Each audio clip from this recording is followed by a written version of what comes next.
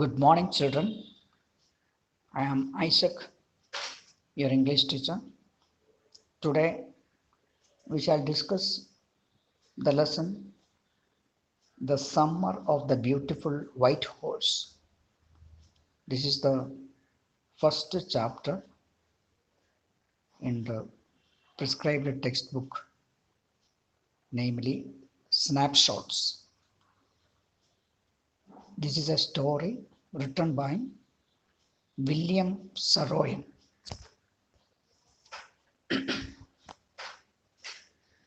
The Summer of the Beautiful White Horse is a story about two tribal boys who belong to a tribe that, despite of its poverty, is known for its honesty. The boys do take a horse which does not belong to them for their love of horses, but are conscience stricken and hence return it to its rightful owner. The background of the story is the Armenian massacre of 1915. Massacre is a collective killing of masses. For example, the Holocaust of the Jews during the Second World War.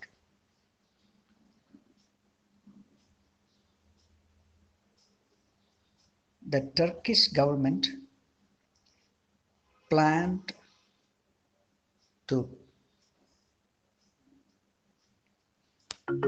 exterminate and massacre Armenians living in the Ottoman Empire. The story is narrated by a 9-year-old member of an Armenian community living in the lush fruit orchards and vineyards at the San Joaquin Valley of California. One morning, Ara, who is the narrator, is awakened at 4 o'clock by his 13-year-old cousin, Murad, who is thought to be driven mad by everyone except Aram and has a way with animals. Aram is astonished to see Maurad sitting on a beautiful white horse. He has always wanted to ride, but his family is too poor to afford to have a horse. In spite of being poor, the Garoglan tribe is noted for its honesty. It is unthinkable that Maurad would have stolen the horse. Aram was invited to ride on the horse with Maurad. And the idea of Maurad stealing the horse drained away from Aram's mind. He felt that it would become stealing until they offered to sell the horse. Maurad's crazy behavior was considered to be of natural descent from their uncle Khosrow, even though his father, Sorab, was a practical man. The uncle was an enormous man who was always furious, impatient, and irritable. He would roar at everyone to stop talking and say, "It's no harm, pay no attention to it." One day, when his son came and told him that their house was on fire, Khosrow silenced him by roaring, "Enough! It is no harm." After a short time, Maurud wanted to ride alone. Adam had the same longing too. But when he sat on the horse and kicked its muzzles, it raced forward and dropped Adam off its back. After half an hour, they found the horse which had ran off and hid it in the barn of a deserted vineyard of farmer Fetwigen. Barn, B-A-R-N, means a building in a farm used for keeping cattle or food grains.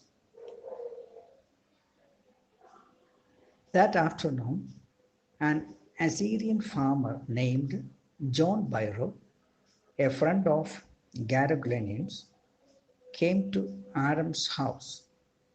He reported to Adam's mother that his white horse, which had been stolen a month ago, was still missing.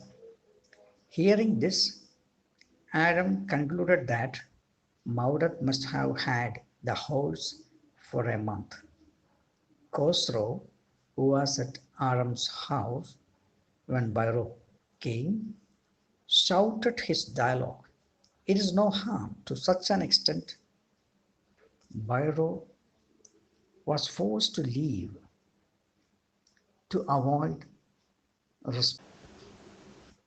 Adam ran to Maurat to inform him of Byro's arrival. Adam also requested not to return until he could learn to ride. Maurat disagreed, saying that Adam would take at least a year to learn, but promised that he would keep it for 6 months at the most. This became a routine. Maudat came to pick Adam up for a ride, and Adam continuously fell off the horse's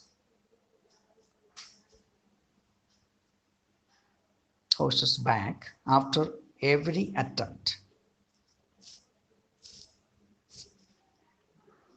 2 weeks later, when they were going to take the horse back to its hiding place, they met Byro on the road.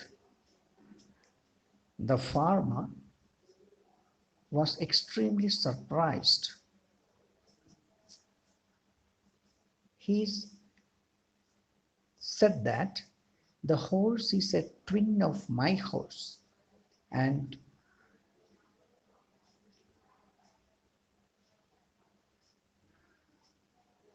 he discarded his suspicion and left the two boys knowing the honesty of the Garaglonians. We shall continue the story. So the encounter with John Byro and the boys on the road. After this incident, the children's conscience were struck considerably. They returned the horse, thus saving the fame of their tribe.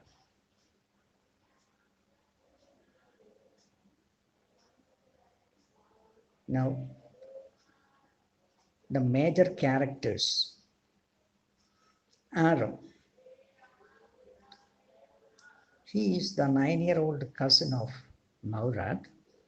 He is lovable, innocent, and easily influenced by Maurad. He envied the bold his cousin shared with the horse and hoped to have the same connection with it someday. Being the narrator of the story gets unfolded from a child's perspective. So, the qualities of innocence, honesty, and integrity are associated with Arab. Maurad. Maurad is considered to be a crazy boy who is a direct descendant of Uncle Khosrow. He seemed to have a special way with animals and even people. He is empathetic towards animals. He expresses the desire to enjoy life when he steals the beautiful white horse to ride. An instance of special affection towards animals is when he puts his arms around the horse, pressed its nose to his nose, and patted it. He is a free spirited child of nature who followed his heart and enjoys being alive. He decides to return the horse when reminded of the family's honorable reputation. Uncle Khosrow. He is a very homesick person who yearns to be back in his motherland. Experiences have made him so bitter. He is a huge man with a large mustache and a volatile temper. Seems similar to Maurad in spirit. After leaving Armenia unwillingly, he feels as if his true home and part of identity have been stripped away. This leads to a sense of emptiness in him. He always feels that he is a foreigner in this land. The longing for his motherland makes him miserable. The white horse.